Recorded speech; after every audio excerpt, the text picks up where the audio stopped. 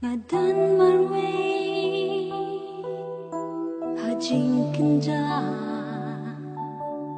ngayos mo kaserjung piwan pasyaw